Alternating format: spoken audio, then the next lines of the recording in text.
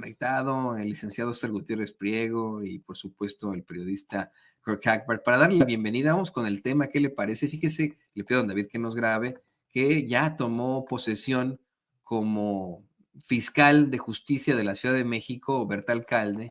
Esto pues mientras ocasionaba el ardor de muchos fachitos que en su momento, bueno, pues consiguieron que no se pudiera reelegir Ernestina Godoy en un puesto tan importante. Escuchemos. Diputada presidenta, el resultado de la votación es el siguiente: 51 votos a favor, 15 votos en contra, 0 abstenciones. En consecuencia, se aprueba el dictamen que presenta la Comisión de Administración y Procuración de Justicia. Notifíquese a la ciudadana Berta María Alcalde Luján a efecto de que rinda protesta de ley ante el Pleno del Congreso de la Ciudad de México, tercera legislatura, y hágase de su conocimiento que a partir del 10 de enero tomará posesión administrativa del encargo. Protesto guardar y hacer guardar la Constitución Política de los Estados Unidos Mexicanos, la Constitución Política de la Ciudad de México y las leyes que de ellas emanen, y desempeñar leal y patrióticamente el cargo como titular de la Fiscalía General de Justicia de la Ciudad de México, mirando en todo por el bien y prosperidad de la Unión y de la ciudad. Y si así no lo hiciere, que el pueblo me lo demande. Bueno, pues Berta Alcalde Luján será la fiscal general de justicia durante 4 años a partir del 10 de enero de 2025. Es elegida por 51 diputados locales de Morena, los aliados, incluso Movimiento Ciudadano y el PRI. Votan en contra de ella 15 diputados locales, todos del PAN, pues los del cártel panista inmobiliario, ¿no?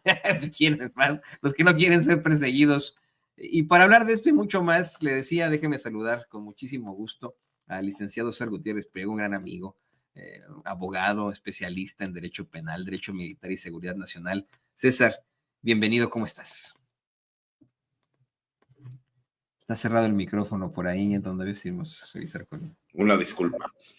Muy bien, Toño, con el placer saludarlos como siempre, aquí con un frío impresionante. Sé que debe estar la temperatura mucho más baja donde tú estás, allá en Kansas, pero la realidad es que no estoy acostumbrado al frío y estoy aquí que me muero, pero siempre con el placer de poder estar con ustedes y obviamente cerrar el año con todos los amigos de Sin Censura.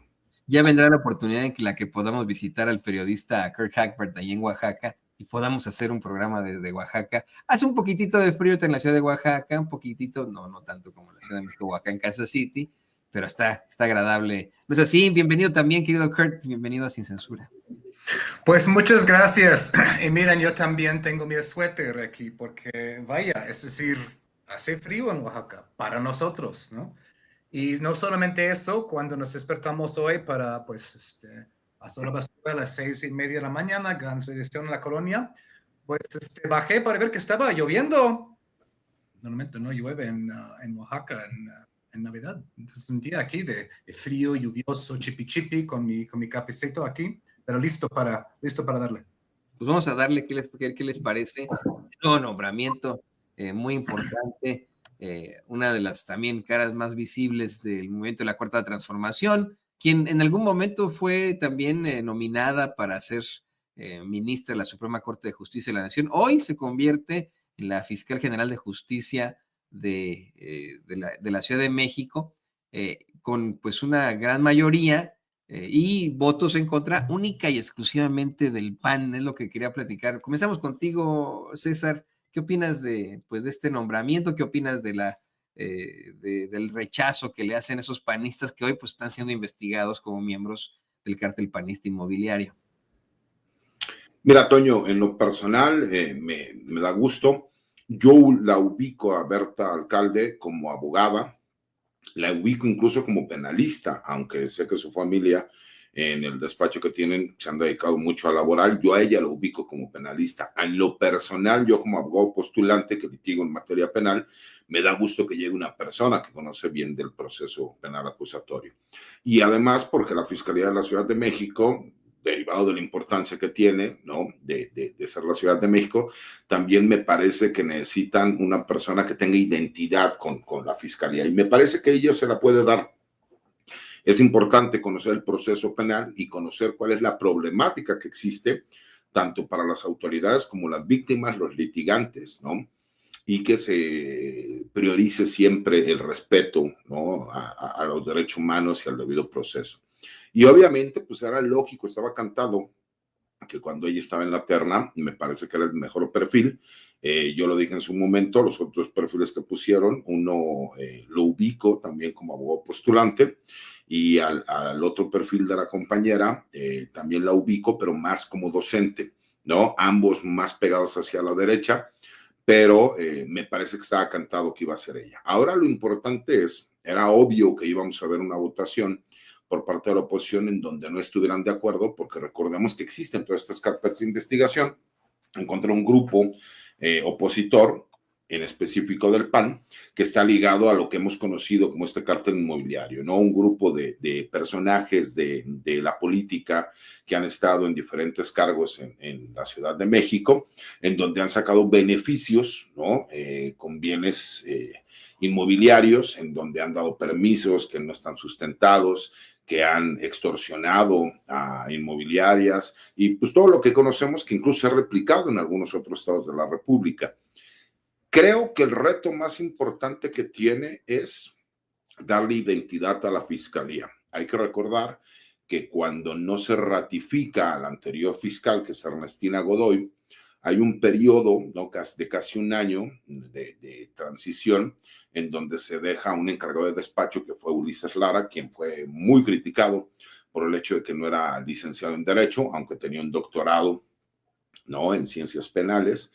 La realidad es que de repente haya aparecido una cédula profesional, pues nos hace cuestionar si fue vía express, ¿no? O en su momento que él hubiera estudiado, y cuando se dé esta posibilidad, pues haber optado por la titulación, ya sea por tesis o por como la universidad lo maneje. El problema es que dejó dudas, ¿no? Y en este año me parece que sí hubo un estancamiento del trabajo que venía haciendo Ernestina Godoy. No es lo mismo ser el fiscal titular que estar como encargado de despacho, y me parece que Berta Alcalde puede llegar a darle, ¿no?, esa identidad que necesita la Fiscalía, y que me parece que es muy importante. Necesita tener identidad la Fiscalía, y necesita que los miembros y los elementos de la Fiscalía tengan apoyo por parte de un fiscal. Ve la diferencia de lo que vimos en la Secretaría de Seguridad Ciudadana de la Ciudad de México. Ya en un personaje como Omar García Harfuch le da identidad, le da sentido de pertenencia al personal policíaco, y hoy podemos decir que la mayoría de los policías de la Ciudad de México están orgullosos de pertenecer a esa dependencia, que vemos el trabajo que han estado realizando, hemos visto los éxitos que han estado llevando a cabo, y que incluso ha empoderado a la policía, a diferencia de lo que veíamos hace 7, 8 años, ¿no?, donde cualquier persona le faltaba respeto a los policías, incluso terminaban siendo golpeados y exhibidos en redes sociales. Me parece que eso es lo que buscarán con la Fiscalía de la Ciudad de México. Me parece que es un perfil importante.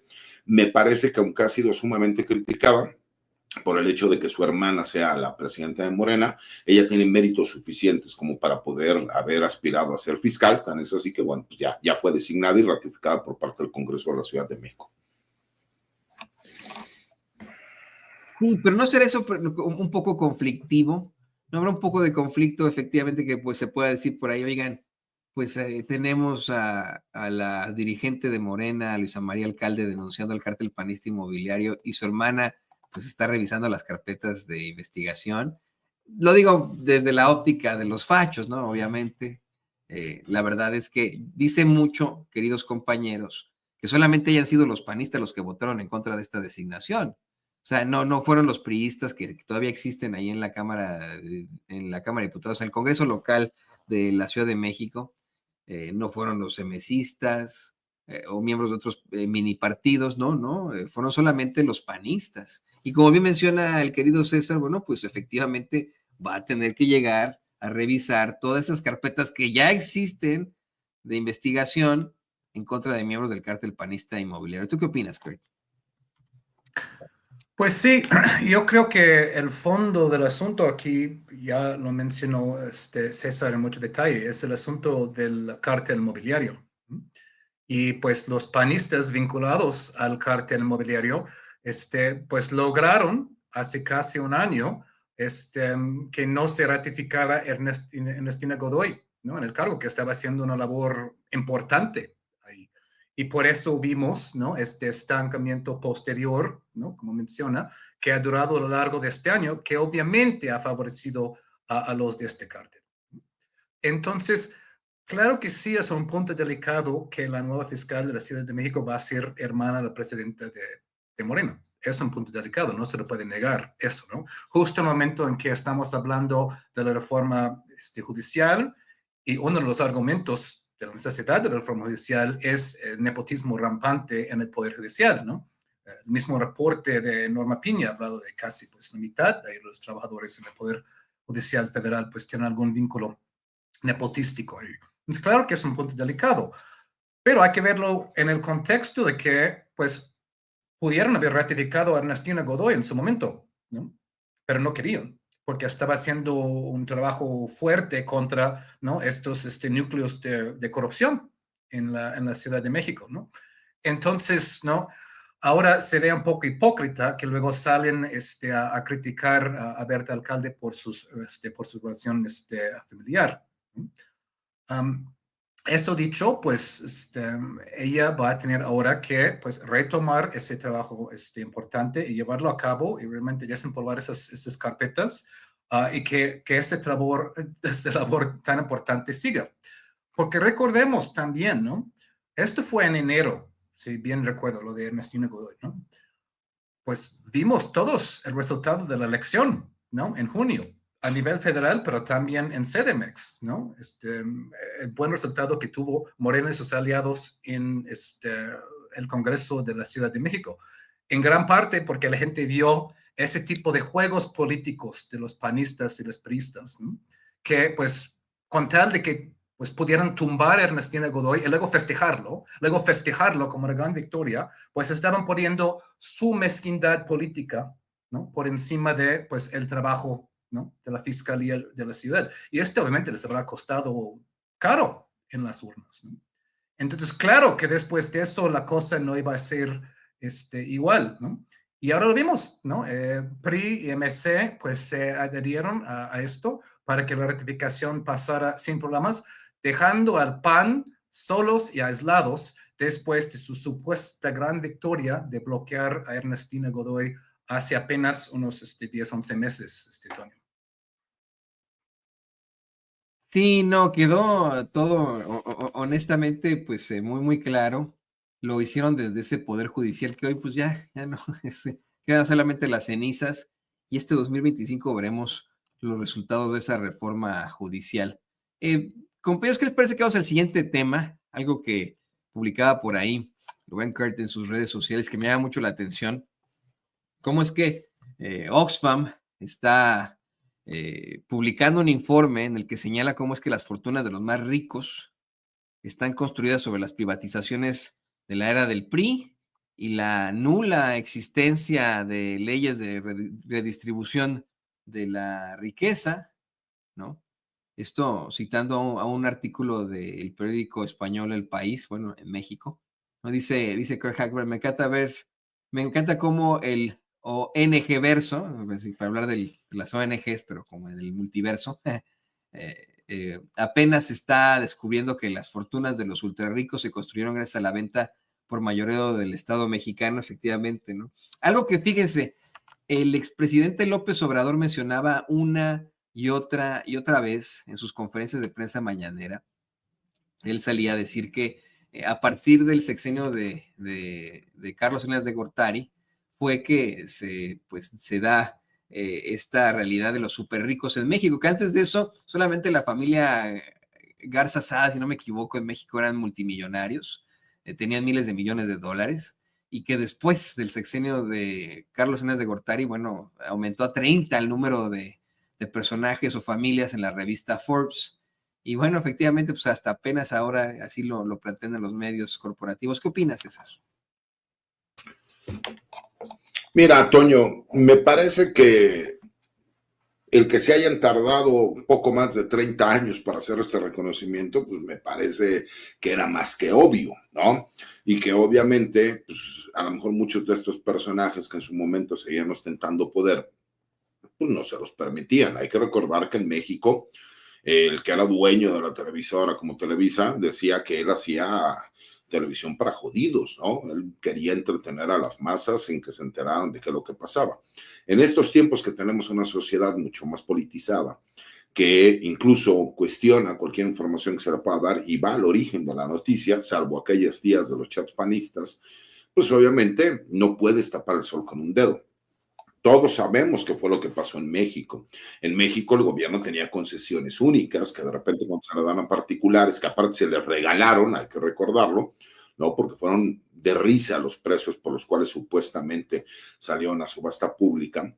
Pues lo que hizo Salinas en su momento fue allegarse de un grupo de empresarios para que, yo creo, no tengo las pruebas para demostrarlo, fueran sus prestanombres y terminaran siendo parte del negocio, ¿no?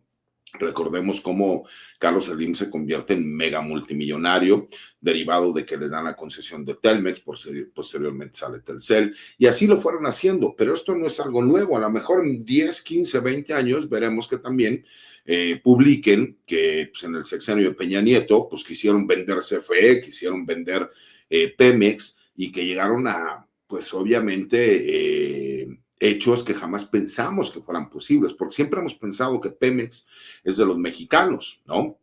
Por lo menos así siempre nos lo vendieron desde que vino Lázaro Cárdenas, ¿no? Con la nacionalización del petróleo. Y pues nosotros siempre hemos pensado que Pemex es nuestro. Ahora nos damos cuenta de que la realidad es que a Pemex lo saquearon toda su vida y que incluso atrevieron a intentar venderlo. Pero pues esas narrativas que crean ciertos personajes, ¿no? De la comentocracia, políticos de oposición, que incluso ahora en este nuevo tema, ¿no? Cuando Estados Unidos nos viene a decir que quiere que los boinas verdes, para que la gente entienda, son las fuerzas especiales de los Estados Unidos, y como utilizan una boina verde, pues se les conoce como boinas verdes, ¿no? En México, por ejemplo, las fuerzas especiales en una boina negra, pues entonces serán boinas negras, para que la gente pueda entender la sutil diferencia. Ahora sí aplauden, critican la militarización supuestamente en México, pero aplauden el que supuestamente Fuerzas Armadas extranjeras puedan venir a México a hacer trabajo. Y esto es completamente claro, ¿no? Cuando nosotros vemos que estos grupos de empresarios que se aliaron, muchos de ellos para protegerse posteriormente con empresas transnacionales del extranjero, casi todas de Estados Unidos, pues fue con la intención de poder seguir teniendo el monopolio en México de todas estas actividades que los hicieron sumamente ricos. Obviamente, pues no había distribución de la riqueza porque no existían contrapesos, y cuando les dan la oportunidad de que hubiera contrapesos, todos estos supuestos órganos independientes lo que hacían era siempre favorecer a estas empresas. Esa es una realidad que nadie puede tapar por más que quieran crear una narrativa. Bien lo comentas tú, Toño, México es uno de los países más ricos del mundo, el problema es la distribución de la riqueza.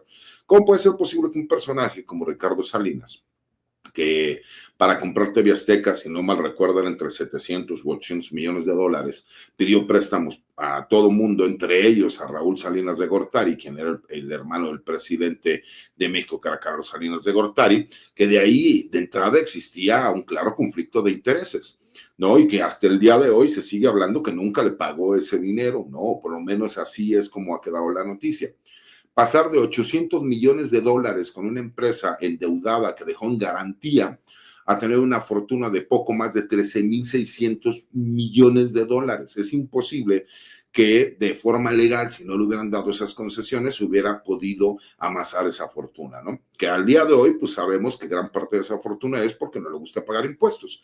Y él lo justifica diciendo que el gobierno no cumple con sus obligaciones, entonces él no va a cumplir con las obligaciones de pagar impuestos. Pues estaría a todo dar que nosotros pudiéramos, ¿no?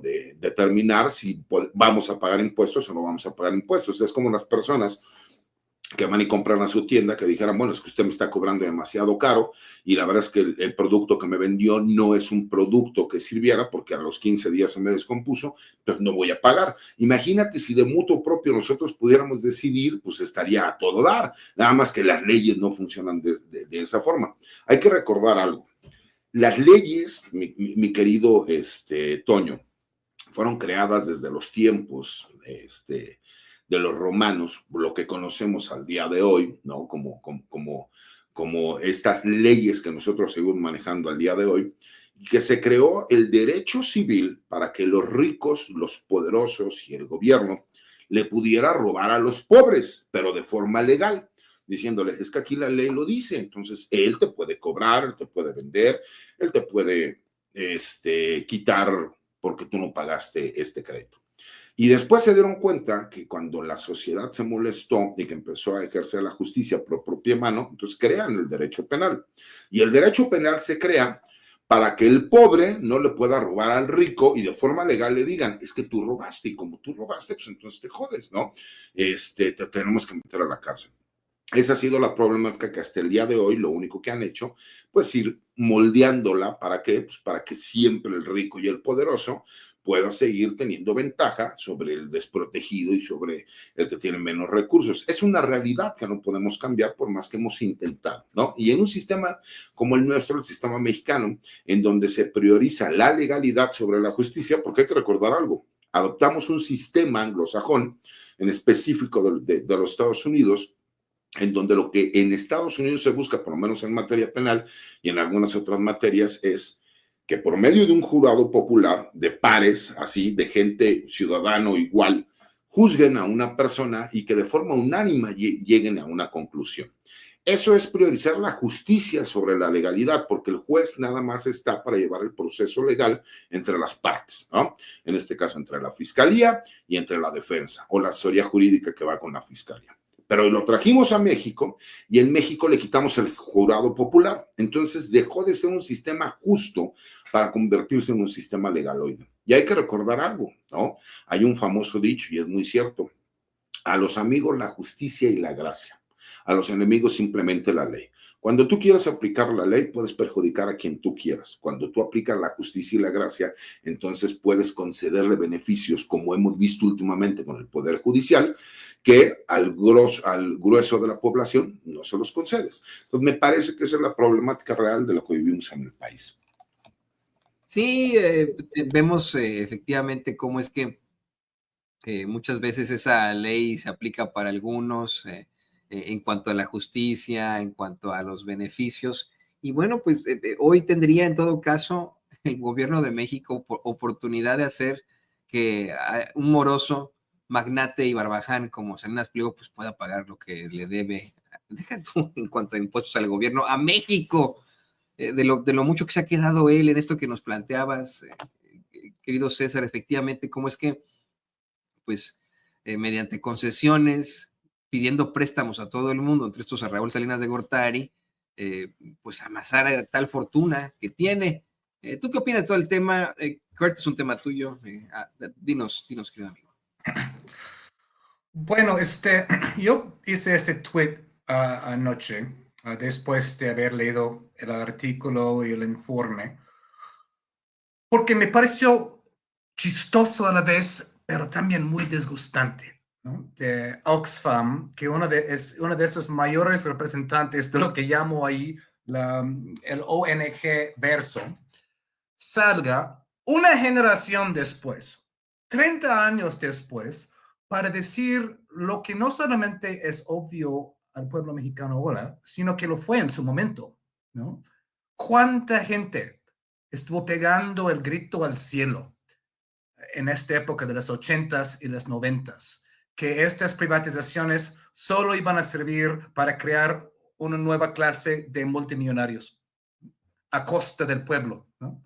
Cuando se estaban rematando teléfonos, cuando estaban rematando los bancos uno por uno a los amigos de Salinas, a las aerolíneas, a las minas, a Grupo México, ¿no? A más de 1,000 empresas públicas en ese momento. ¿Y qué pasaba con la gente que pues se alzaba la voz? Pues muchos de ellos ya no están con nosotros, ¿no? Los 600 mártires de los primeros años del PRD, por ejemplo, o los que luego protestaban contra pues, el gran rescate de Fobaproa, ¿no? Este gran atraco a la nación. ¿Dónde estaban las ONGs en ese momento, Toño? ¿Dónde estaban?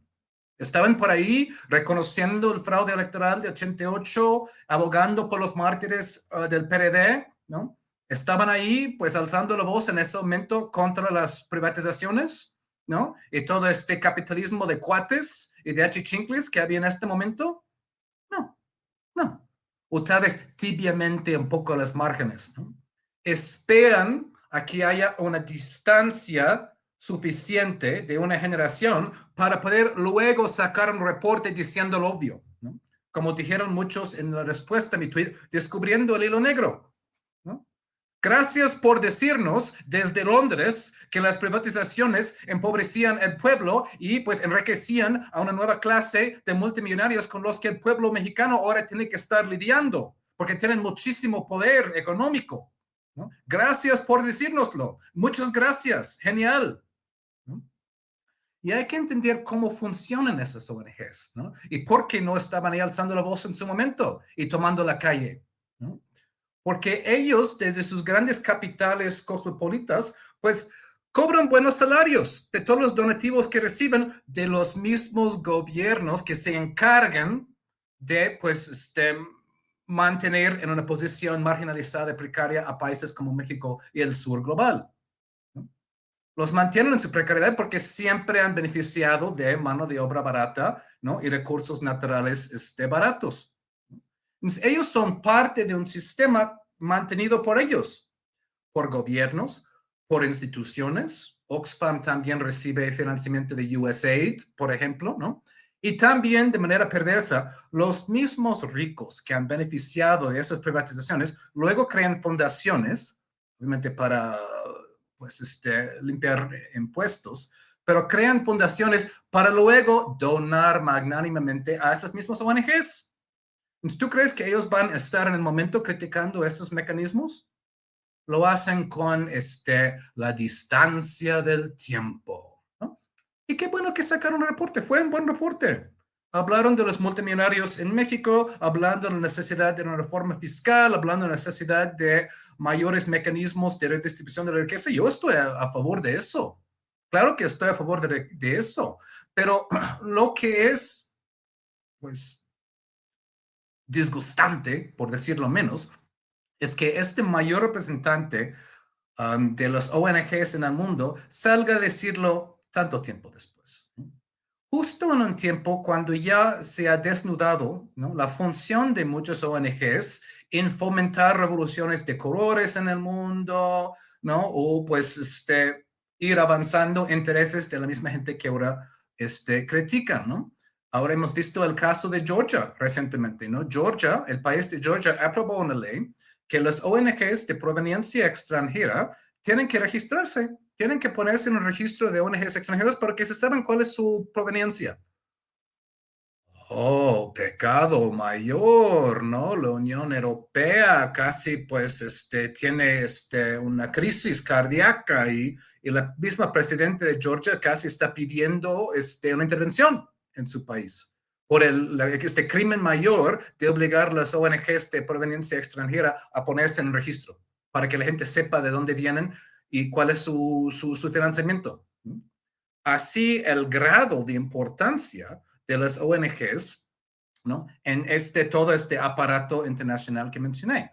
Hay ONGs que hacen buen trabajo, nadie lo niega, pero también hay muchísimos ONGs que tienen papeles muy nefastos, avanzando propaganda e intereses, ¿no?, de manera velada y supuestamente imparcial y objetiva.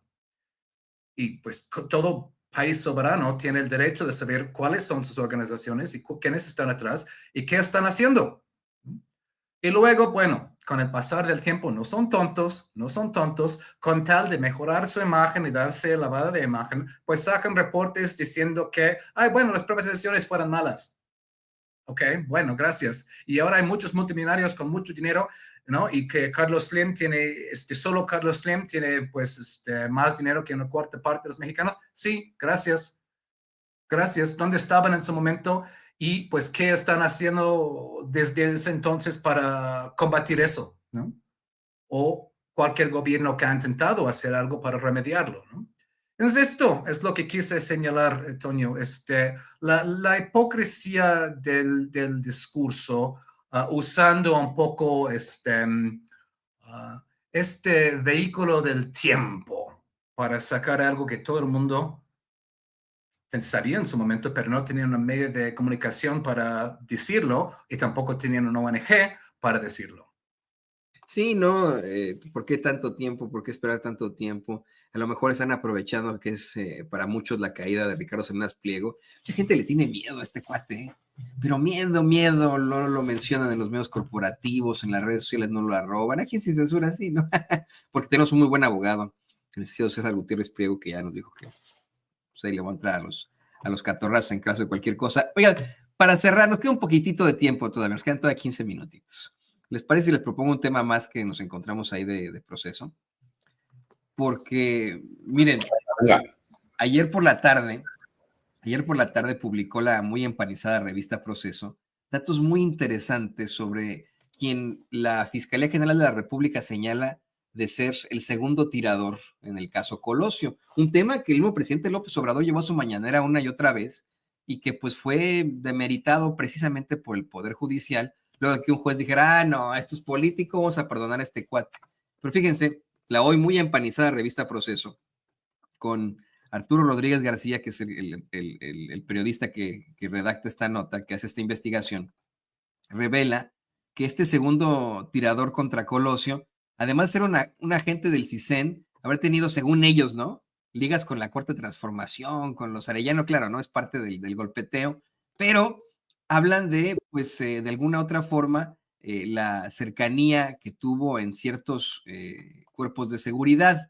Dice Arturo Rodríguez García, al menos 20 años después del asesinato de Luis Donaldo Colosio Murrieta, candidato del PRI a la presidencia, el agente del hoy extinto Centro de Investigación y Seguridad Nacional, Jorge Antonio Sánchez Ortega, estuvo activo en ese cuerpo de seguridad y realizando tareas siempre bajo la fachada, escuche esto, de reportero. La Fiscalía General de la República señaló a este personaje como el segundo tirador en el magnicidio. Aún más, la participación de Sánchez Ortega en Lomas Taurinas implicó a personas que actualmente están identificadas con Morena, ya saben, esta es parte del golpeteo de Proceso, del PT, e inclusive con actividades delictivas, concretamente por presuntas relaciones con Genaro García Luna y el llamado cártel de los Arellano Félix. A lo que yo le preguntaría al reportero, a Arturo Rodríguez García, ¿te cae? Pero pues, ¿qué no? ¿Genaro García Luna era panista? Como los que detentan su revista que tiene por ahí, la que fuera en su momento, sí, baluarte del periodismo, pero que hoy ha resultado muy cuestionable. Dice, Proceso pudo confirmar que al menos hasta 2016, Sánchez Ortega formó parte del CISEN, de acuerdo con los mandos de la hoy extinta institución consultados al respecto, que pidieron mantener su nombre bajo reserva. Desde 2008, Proceso publicó que Sánchez Ortega fue enviado como agente a Coahuila, donde permaneció realizando tareas de investigación de campo hasta agosto de este año, cuando fue desenmascarado en un reportaje publicado en la edición impresa 1659. Dicho reportaje, titulado De Lomas Taurinas a Saltillo, fue publicado el 17 de agosto de 2008 y días después, el 22 de agosto, Proceso publicó una nota de seguimiento sobre Sánchez Ortega en la que se reveló la forma en la que vigiló los movimientos sociales y actividades partidistas o de organizaciones de defensa de derechos humanos, haciéndose pasar como reportero. Entre quienes fueron investigados y vigilados por el entonces agente del CISEN, destaca el exgobernador Humberto Moreira y su hermano, entonces líder del PRI estatal, y hoy diputado federal Rubén Moreira. El obispo Raúl Vera López, asimismo, durante muchos meses logró obtener datos personales y ganarse la confianza, siempre como reportero de las viudas de los mineros fallecidos en Pasta de Cochos. Y perdón, compañeros, pero todos los datos que está presentando este periodista, este señor, Arturo Rodríguez García, pues son datos sobre vínculos al gobierno de Peña. En todo caso, pues si estuvo hasta 2016, era todavía durante el gobierno de Peña. ¿A qué se referirá con esto de que tiene ligas a la Cuarta Transformación? Fíjense, en el periodismo, les voy a comentar a ustedes que nos ven y que nos escuchan, cuando yo estudié la carrera, desde los primeros semestres pues, nos enseñan cómo escribir, y en un artículo se tiene que, en el primer párrafo, se tiene que consignar lo más importante de lo más importante. El qué, cómo, cuándo, dónde y por qué. Se supone que en ese primer párrafo del artículo uno tiene que hablar de absolutamente todo lo que tiene que ver con la nota, dar a conocer la información en la llamada pirámide invertida. Aquí el reportero no ha mencionado qué vínculos tiene con la Cuarta Transformación. Ya no quiero aburrir a mis colaboradores que tengo aquí esperando mientras les comparto esta nota. Pasan los párrafos, y lo único que nos revela ahí Proceso, la empanizada revista Proceso, pues es las relaciones que tuvo este sujeto con gobiernos priistas y panistas, que no se le olvide a este señor, a Arturo Rodríguez García, que pues Genaro García Luna era panista, por mucho que lo niegue Marco Cortés. Pero bueno, hablemos de esto, querido César. ¿Qué opinas de esta situación, querido César? Mira, lamentablemente, tuve que cambiar ahorita el celular porque se me apagó la computadora.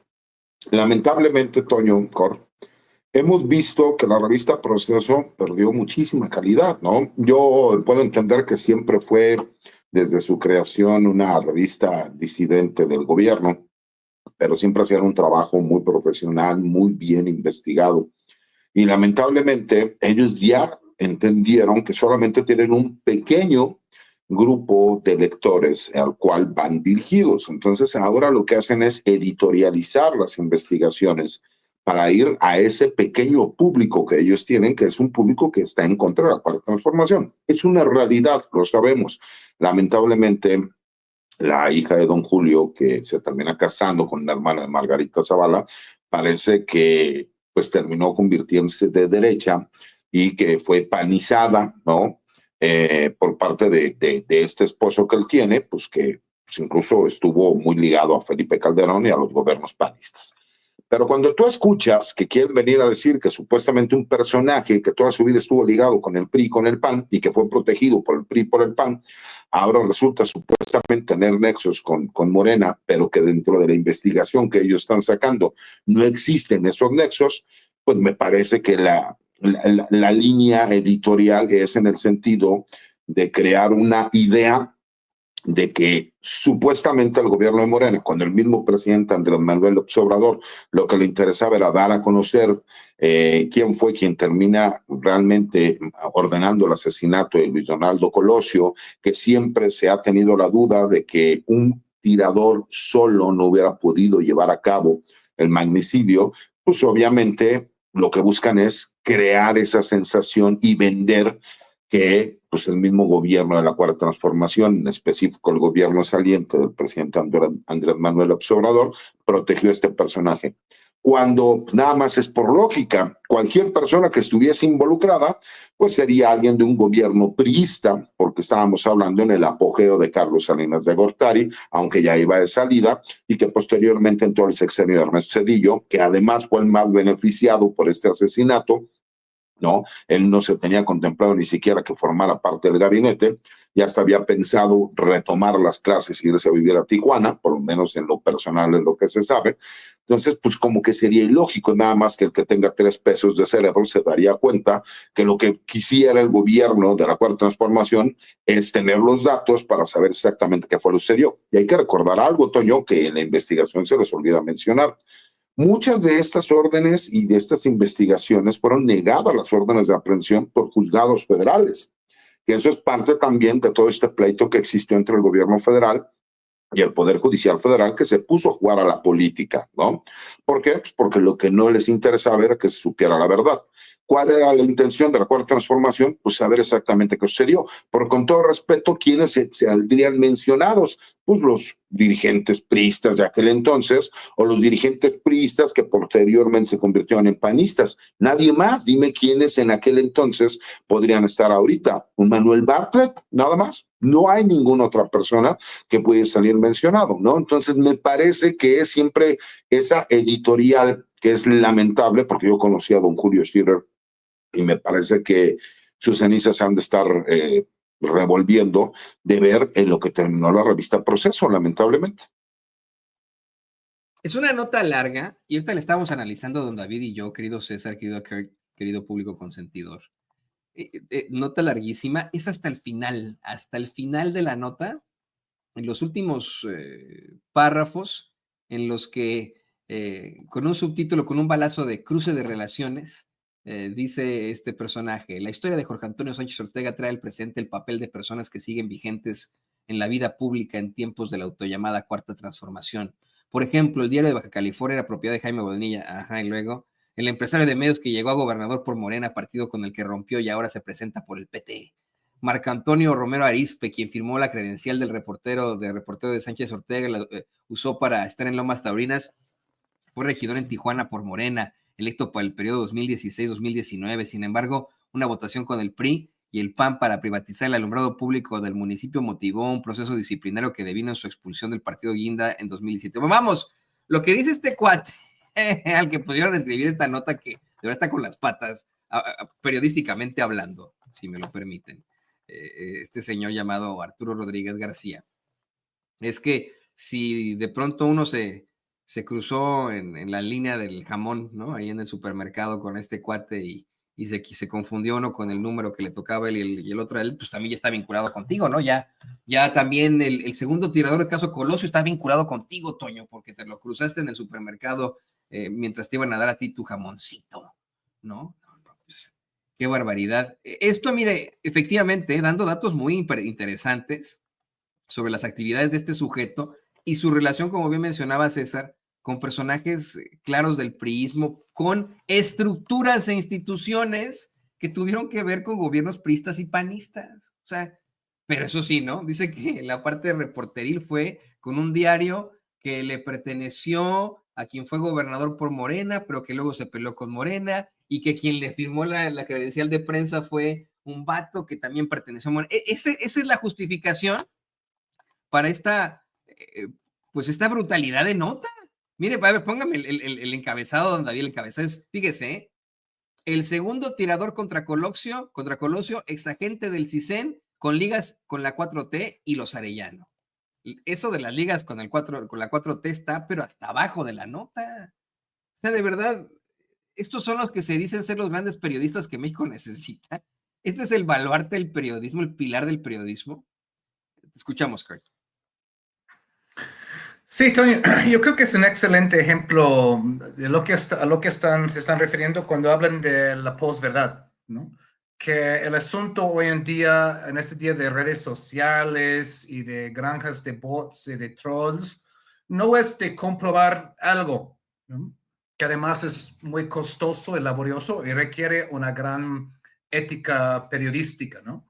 Yo crecí en esta época cuando todavía estaban hablando de investigaciones como la de Watergate, ¿no? Todos los hombres del presidente y esta idea que tenían que verificar y indagar y documentar y, ¿no? Realmente comprobar y corroborar antes de sacar la nota, ¿no?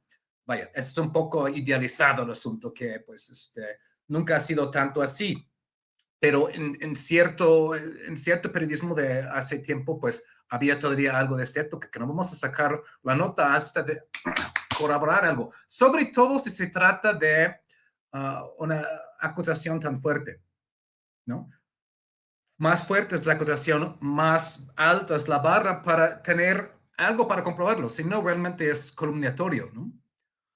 Lo vimos, por ejemplo, en el asunto de que salió hace casi exactamente un año, todos esos supuestos vínculos entre la campaña de López Obrador y el narcotráfico, ¿no?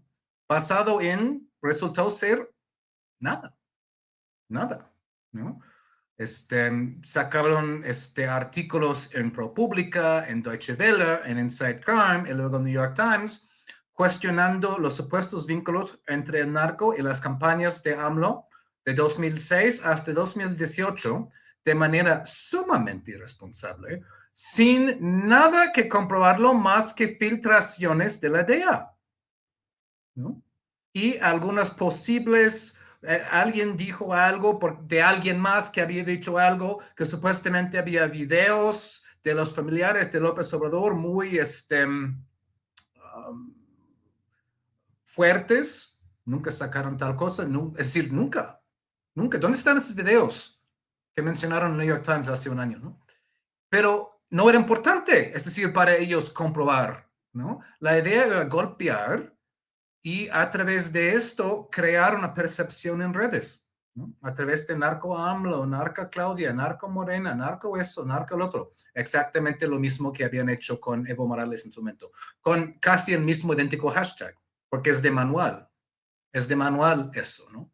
Y hasta ahora, los opositores al 4T en redes dicen, ay, narco eso, narco el otro. porque pues ya tragaron la posverdad ahí.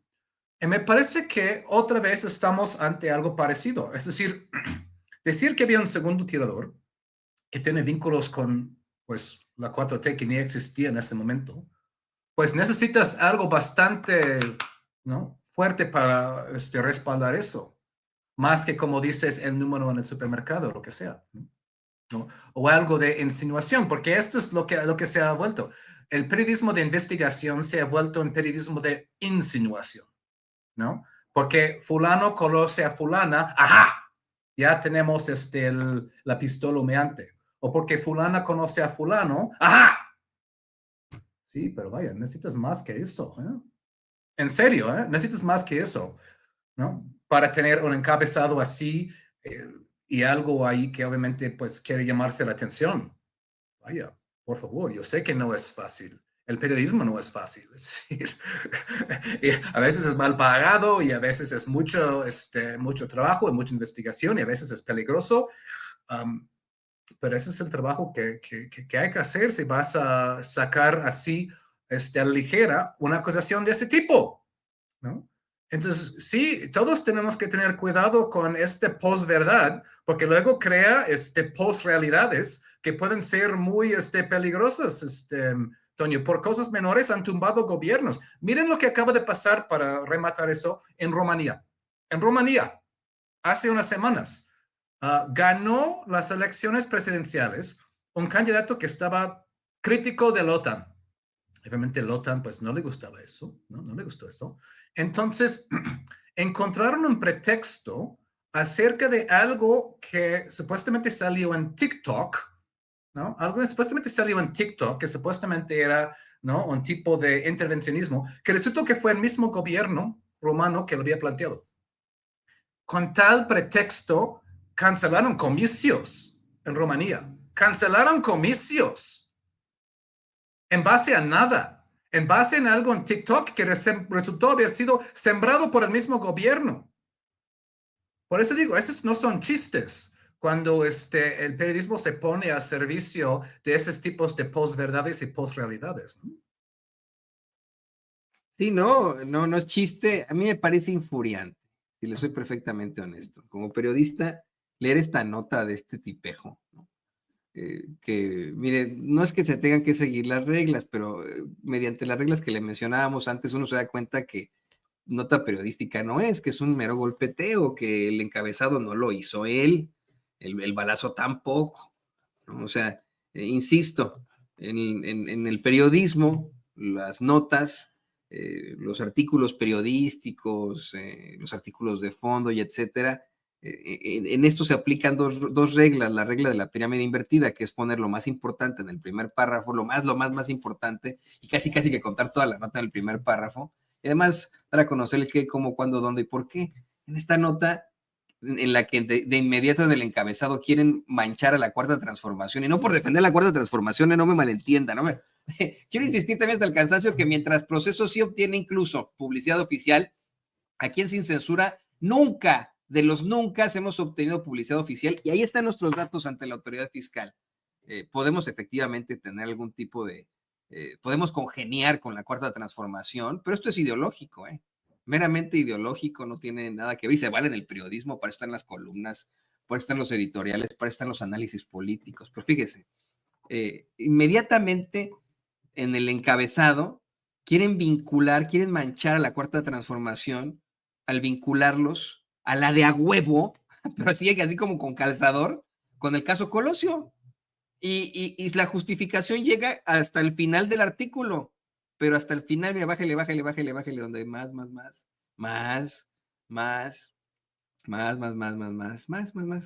síguele. ¿Y es todo? Un poquito más arriba, perdón, es que está el balazo antes. Ahí de cruce de relaciones. Esta es la parte en la que se menciona la Cuarta Transformación, y le digo en infamias de el amigo de un amigo, ¿no?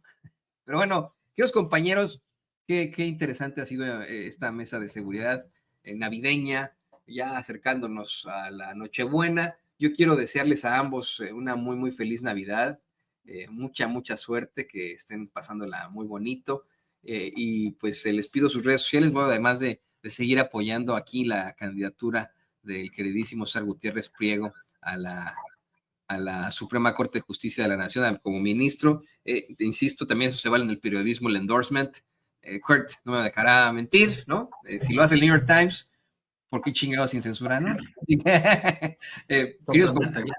Hay cosas que uno no puede negar, mi querido Toño, es como mi amor por el Cruz Azul, ¿no? Y la gente me dice, licenciado, ¿por qué le va al Cruz Azul? Pues bueno, ya saben, soy estoico en mi forma de ser.